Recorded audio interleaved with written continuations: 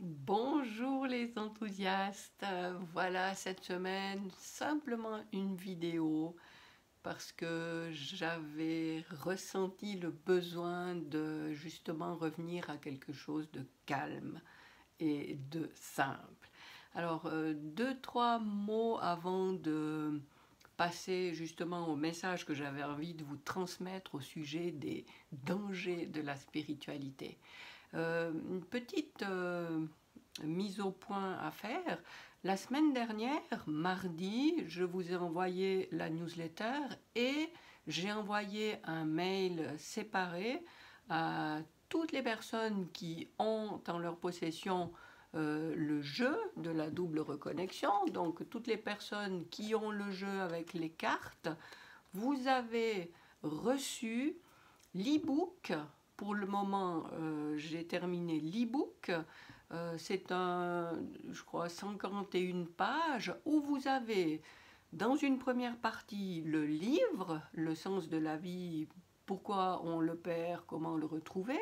Donc, cette partie fait partie de l'e-book. Et dans une deuxième partie, vous avez les 96 pages qui contiennent les 96 textes qui sont en relation avec le jeu de cartes. Et donc chaque carte est reliée à un texte où on va un petit peu plus en profondeur. Donc ça, toutes les personnes qui ont si tu as en ta possession le jeu, tu as dû recevoir ce mail. Si c'est pas le cas, c'est que j'ai fait une erreur de mon côté, alors écris-moi un mail et je t'envoie le lien pour télécharger gratuitement parce que ça faisait partie de ma promesse quand je t'ai vendu le jeu, que le livre qui l'accompagnait au format numérique te serait aussi envoyé gratuitement. En bonus, tu as la première partie du livre, Le sens de la vie, mais voilà, ça c'est un cadeau de ma part. Alors ça c'était pour une chose. Ensuite, je ne sais pas comment vous vivez cette période de sortie du confinement. Euh, Si je ressens ça, c'est forcément que ça résonne en vous, alors je vous le transmets. Pour moi, cette période de confinement euh, a été en parallèle avec une avalanche d'informations. C'est vrai qu'il y a plein de gens qui ont proposé leur aide avec une bienveillance incroyable pendant cette période. Vous avez eu vraiment accès à une quantité de ressources et il y a eu des congrès en ligne, des sommets en ligne. J'ai participé à un de ces sommets et et c'est vrai que là, je ne sais pas de votre côté ou si c'est que moi qui me suis désabonnée de tout, mais je crois pas. Là, ça s'est un peu calmé, comme si tout d'un coup les gens avaient de nouveau d'autres activités et puis avaient ralenti du côté de cet afflux d'informations en ligne. Alors, moi, je vous propose de savourer cette, cette baisse, ce flot ininterrompu d'informations. Et je voulais juste vous rappeler que il y en a parmi vous qui se sentent être dans le besoin d'apprendre plein de choses. Ouais, je dois apprendre ça, ça. Pour que je puisse avancer personnellement, il faut que j'apprenne plein de choses. N'oubliez pas que, bien sûr, il y a des choses à apprendre, mais ce n'est pas ça qui va vous aider. Ce que je vous propose, qui est un compromis entre le fait d'être boulimique d'apprentissage et puis le fait de refuser tout apprentissage, c'est d'être à l'écoute de ce que vous recevez comme information et de ne garder que ce qui résonne en vous. Ça veut dire quoi? Garde ce qui réveille en toi quelque chose. Ça veut dire que tu reconnais quelque chose que tu savais, mais c'est comme si tu l'avais encore pas porté remis à la surface, tu n'en avais pas encore pris conscience. Alors, les choses qui se présentent à toi et puis que tu peux dire ah mais oui, ça je le sentais, ou mais oui, c'est exactement ça que je ressens. C'est ça qu'il faut retenir. C'est que tu as réussi à, oui, à réveiller en toi quelque chose qui était comme endormi. Ça résonne très bien avec l'éveil spirituel. Ça veut dire que en toi, tu as tout et tu as accès à une formation qui vient simplement réveiller cette connaissance que tu as déjà, tu le sais, mais tu l'avais évacué, tu l'avais mis de côté. Donc, ne te charge pas de ce poids de il faut que j'apprenne ça, il faut encore que je lise ça, il faut que je termine cette formation. Non, tu dois rien du tout. Sois dans le lâcher prise et puis tu te dis, tu te fais confiance, tu te dis ce qui va résonner en moi, ce qui doit m'être porté, enfin, ce qui doit dans le sens, pas je dois, mais ce qui est bon que je sache va me parvenir. Et je saurai repérer ce qui est bon pour moi parce que ça va réveiller cette connaissance qui est déjà là en moi. Donc ça peut prendre des formes différentes, ça. Ça peut prendre une forme en particulier où tu prends un livre et puis au lieu de te dire ouais, il faut absolument que je termine ce livre, allez, à la fin du mois ou à la fin de la semaine, il faut que ce soit terminé. Non, tu te dis ben voilà, maintenant je me donne 3 occasions de lire ce livre. Et tu te dis je vais à 3 reprises prendre ce livre en main et l'ouvrir et ce que je lirai, c'est ce qui est bon, que je réveille en moi. Et puis tu ouvres ton livre au hasard, et puis tu lis 10 minutes, une demi-heure, comme tu veux. Et puis ça, c'est, voilà, tu as fait un tiers de ce que tu avais à vivre avec ce livre. Tu le refais une deuxième fois, et tu le refais une troisième. Et après, c'est terminé. Tu poses ce livre, et tu te fais confiance. Et tu sais que tu as tirer le meilleur profit de ce livre parce que tu as su aller cueillir ce qu'il avait à ta portée. Et c'est pas plus compliqué que ça. Fais-toi confiance. Voilà, ça c'est pour une chose, pour ce côté inondation, surplus, tsunami d'informations que tu as peut-être vécu durant cette période. Je voulais rappeler aussi une autre chose liée à cette période, c'est la relation de couple. Euh, Tu es sur une voie où tu prends conscience de ce que tu aimais, tu prends conscience de ce que tu souhaites.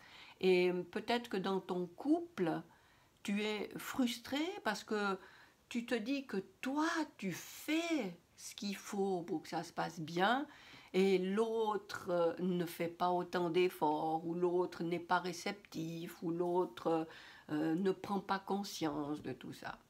Et évidemment, ça peut engendrer chez toi de la frustration, de la déception.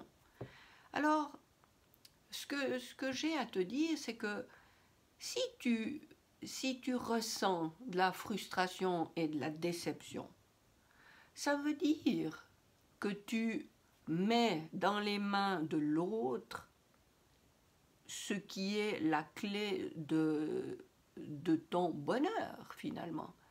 Ça veut dire que c'est l'autre qui a le pouvoir de te rendre heureuse, satisfaite, en joie.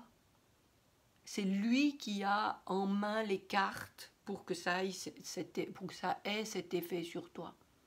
Alors, ce que je t'invite à faire, c'est à reprendre ce pouvoir. Non, ce n'est pas l'autre qui va pouvoir faire, dire, agir de manière qui va te donner satisfaction. C'est que toi qui peux faire ça. Alors, comment faire? Se résigner? Non, c'est pas ce que je dis non plus. Mais c'est simplement te placer en toi, semer ce que tu veux récolter. Et ça ne veut pas dire, voilà, je sème ça comme ça, il va me répondre comme ça. Non, c'est semer à perte, semer en sachant que ça va peut-être porter ses fruits, ça va forcément porter ses fruits, mais sous une forme que tu ignores peut-être. Enfin, en résumé, n'attends pas de l'autre qu'il t'apporte ce que tu attends pour être heureuse. Sois heureuse, toi. Trouve ce que tu veux, toi.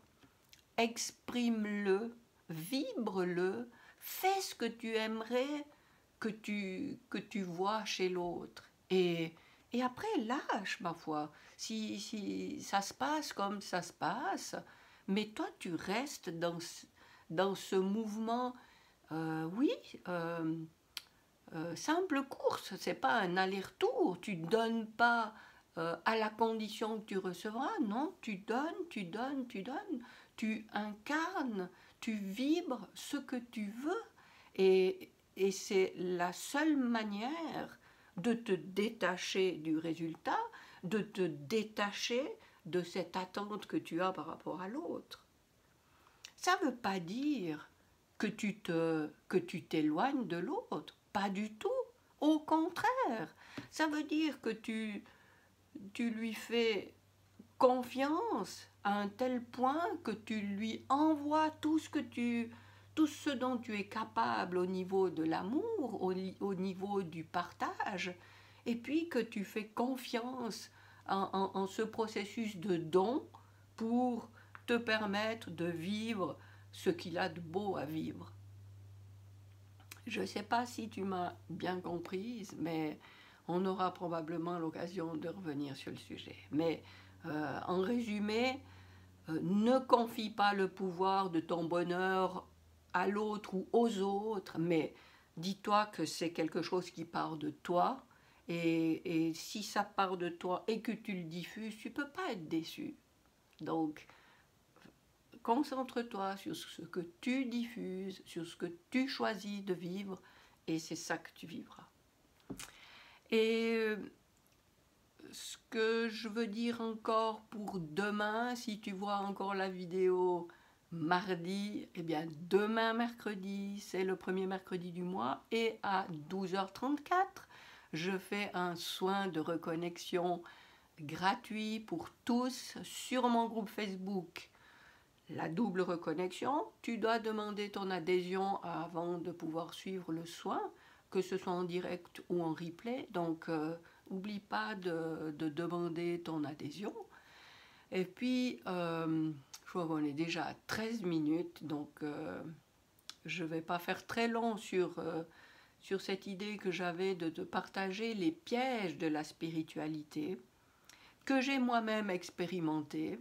C'est que quand on s'ouvre à l'univers invisible, quand on se connecte à notre source, et c'est qu'on s'ouvre à un monde tellement merveilleux que la tentation est grande de rester là-haut, hein, de rester dans ce monde immatériel, dans cette énergie, et avec quoi que ce soit que vous côtoyez dans cette énergie invisible, on se sent tellement bien que on a tendance à négliger l'incarnation dans laquelle on est dans la matière, et puis on a tendance à oublier qu'on s'est quand même fixé une mission dans cette incarnation et qu'on est là pour agir pour un but qu'on s'est fixé. Donc, ne néglige pas l'action dans la matière pour réussir à incarner ce que tu es venu incarner. Donc autorise-toi à agir, à faire ce que tu es venu faire. Et ceci englobe un aspect que personnellement j'ai pendant des années négligé, alors que j'étais tellement bien connectée et dans cette dimension magique, c'est négliger ton corps. Parce que ton corps, c'est vraiment ce qui te permet d'aiguiser tes capacités à incarner dans la matière ce dont tu es capable. Alors, prends soin de ton corps. Il n'y a pas d'école en particulier à suivre. Il y a une infinité de courants et de doctrines et de conseils à suivre. Écoute-toi simplement, toi. Qu'est-ce que tu peux faire au niveau de l'alimentation, au niveau du mouvement, qui permettent à ton corps d'être au top et de ne pas se sentir diminué et de pas ainsi être un frein à ce que tu es capable de faire. Donc, voilà, c'était juste ça que je voulais dire au niveau du danger de la spiritualité, c'est le fait de négliger le côté concret, costaud, incarné dans la matière. Donc c'est vraiment une connexion bipolaire, on peut dire, c'est cette connexion à l'invisible, au subtil, et cette connexion à la matière, à l'action, à l'incarnation. Donc il n'y en a pas une qui est à privilégier plus que l'autre, puisqu'elles sont tout à fait complémentaires l'une de l'autre. Alors prends soin de toi dans la matière et cultive ta connexion au subtil. Et puis c'est comme ça que tu seras le mieux armé, ce qui est d'ailleurs un très vilain mot, mais on peut s'armer de fleurs, on peut s'armer... Mais ouais, oublions ce mot. C'est comme ça que tu seras le plus aiguisé pour incarner ce que tu es venu faire là. Voilà. Je te remercie de m'avoir écouté. Je suis contente de te transmettre ce message simple pour cette semaine.